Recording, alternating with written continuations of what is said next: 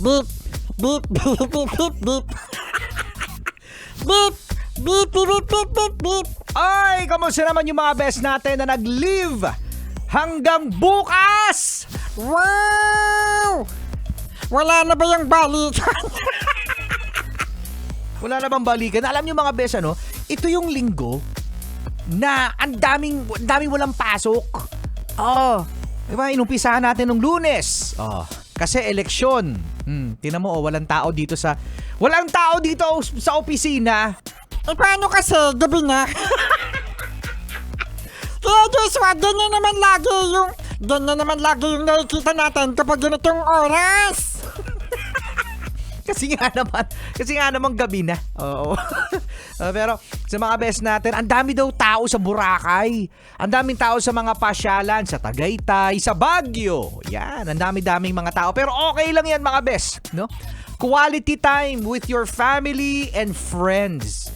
At nakakatuwa dahil sa mga ganitong pamamaraan mga best, nakaka-relax tayo. Kayo. Rico Panyero, huwag mo isama yung tayo kasi walang tayo. Sila.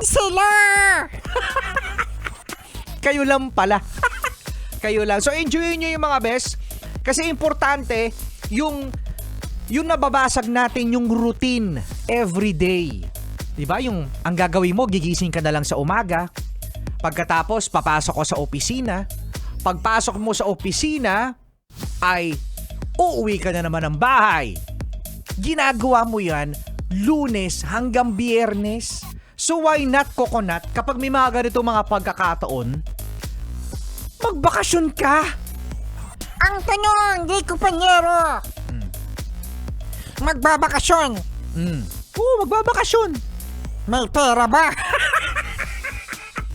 May pera bang pang bakasyon? Alam mo, merong ano dyan eh. Meron dyang magandang solusyon. Paano?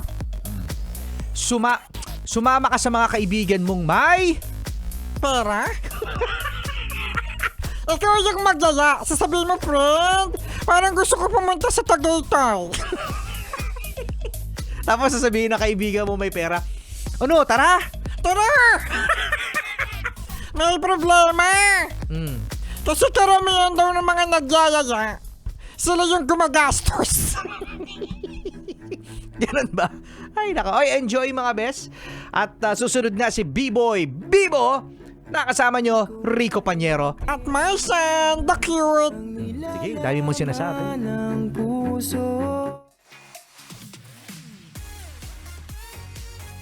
Hey Joshua! Aalis na naman yan. Pupunta na naman yan ng Baguio. Baguio pa mo!